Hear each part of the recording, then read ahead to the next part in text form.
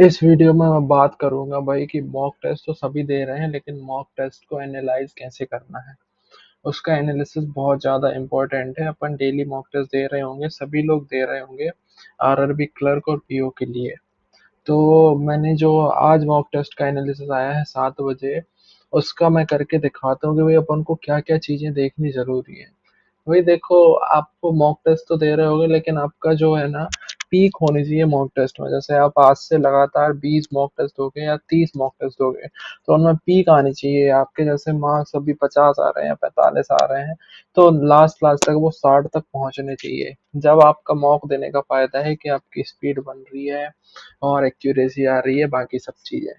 तो जब आप मॉक दे रहे हो ना, तो मॉक सबमिट होने के बाद अपन क्या करते हैं कि मॉक देते हैं, कुछ कुछ क्वेश्चन करते हैं, बाकी क्वेश्चन मतलब नहीं रखते, उन क्वेश्चन को छोड़ देते हैं, नेक्स्ट मॉक देने लगते हैं।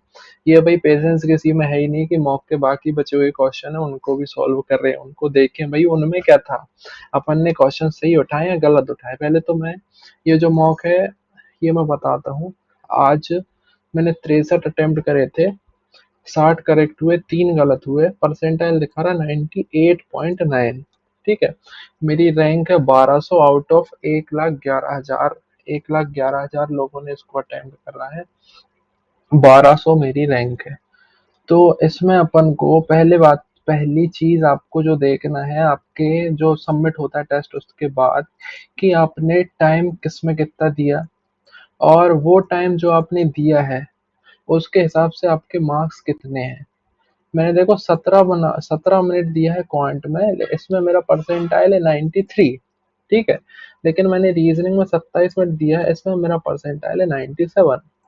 समझ रहे हो ना, मतलब रीजनिंग, मैक्सिमम लोग रीजनिंग अटेम्प्ट करते हैं, रीजनिंग में ज्यादा टाइम देते हैं, तो उसमें क्या है, अपन मार्क्स ज्यादा लेके आओ फिर भी उतना परसेंटाइल नहीं आता है जितना आपकी क्वांट में आ सकता है।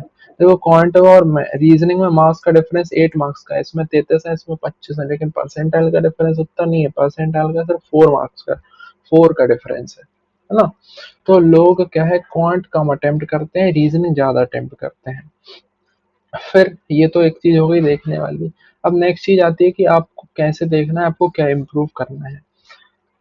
तो अभी आपने जो टेस्ट दिया है उसका एक एक क्वेश्चन पे आपको जाना पड़ेगा। कि एक जो क्वेश्चन है, पहला क्वेश्चन आप इधर से पहले पॉइंट से चालू करो या रीजनिंग कहीं से भी चालू करो। थोड़ा सा शोर आ रहा, सॉरी।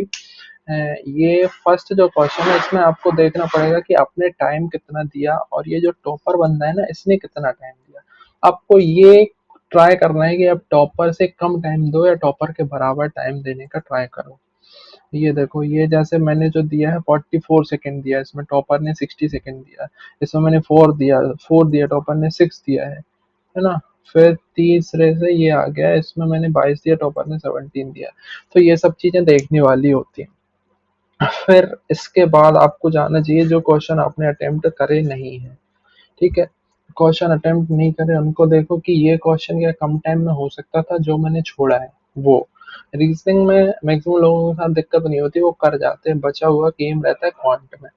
अब क्वांट में देखना, 1 2 3, ये क्या है, ये डेटा सफिशिएंसी क्वेश्चन है, मैक्सिमम लोग छोड़ देते हैं इसको, डेटा सफिशिएंसी छोड़ देते हैं। अब ये सेकेंड क्वेश्चन में सिर्फ 19 सेकेंड लगे मुझे, एकदम इजी क्वेश्चन था, लेकिन लोग क्या देखते हैं कि अरिथमेटिक है, दो स्टेटमेंट है, दोनों को सॉल्व करना पड़ेगा। अभी ऐसा नहीं रहता है। देखो, सिर्फ 90 सेकेंड में कर दिया, टॉपर ने 25 सेकेंड दिया है। तो ये जो इजी क्वेश्चंस रहते हैं ना, उनको तो आपको उठाना पड़ेगा ही, तभी आपका स्कोर लोगों औरों से अच्छा होगा। ये देखो क्वेश्चन, ये 19 सेकेंड में कर दिया मैंने, टॉपर ने 26 सेकेंड दिया है। ठीक है, फिर थर्ड जो क्वेश्चन है, इसमें तो 60 सेकेंड लग गया, ये थोड़ा ज्यादा टाइम लग गया। और फोर्थ से ये कैसलेट है, एक मैं नहीं कर पाया था इसको, टाइम ही नहीं बचा, शायद मैं वापस नहीं आ पाया हूँ इस पे। फिर नाइन्थ से क्या है, ये डीआई है, ये तो सभी लोग करते हैं, मैंने भी करी है। फिर ये डीआई में आप देखो कि भाई आप कोई एक्स्ट्रा टाइम तो नहीं दे रहे हो, अगर एक्स्ट्रा टाइम दे रहे हो तो फिर डीआई की प्रैक्टिस करो अलग से, मॉक से अलग से। फिर 14 से आया सिंप्लीफिकेशन। सिंप्लीफिकेशन तो लगभग सभी सेम टाइम देते हैं, इसका भी टाइम आप मैच करें टॉपर से, टॉपर से मैच कर लो।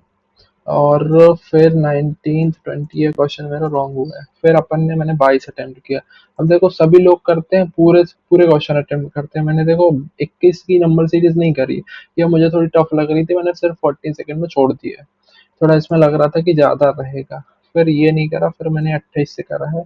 28 ये क्वाड्रेटिक थी, क्वाड्रेटिक एक 31, फिर 32 से एक मैंने ये डीआई बनाई है। ये भी थोड़ी कैलकुलेटिव थी, इजी नहीं थी।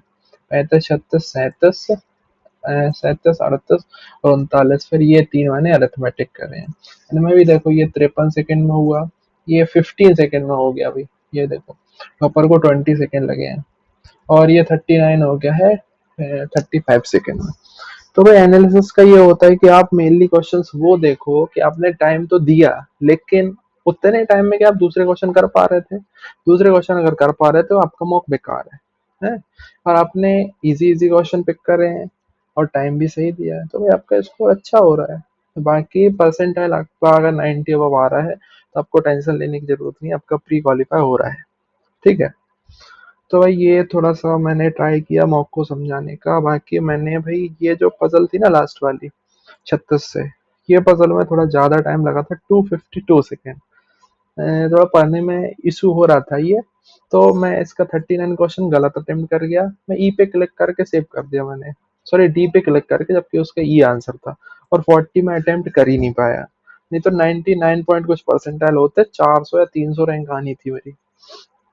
ये दो क्वेश्चन अटेम्प्ट नहीं कर पाया मैं। तो ये दो क्वेश्चन सही होते और एक 0.25 भी माइनस नहीं होता, तो 2.25 मार्क्स मेरे गेन होते यहाँ से, इतनी नंबर से। हाँ, बाकी ये 20 तो गलत हो ही गया है। तो ठीक है, ये देखने का होता है भाई। बाकी आप लोग सभी टाइम अपने हिसाब से दें। मैंने जो ये टेस्ट है, इस पर्टिकुलर टेस्ट के लिए मैंने पहले करा था क्वांट अटेम्प्ट, सीधा 17 मिनट्स में क्वांट क्वांट ही करा था मैंने। 25 ये 26 27 क्वेश्चन हो गए थे।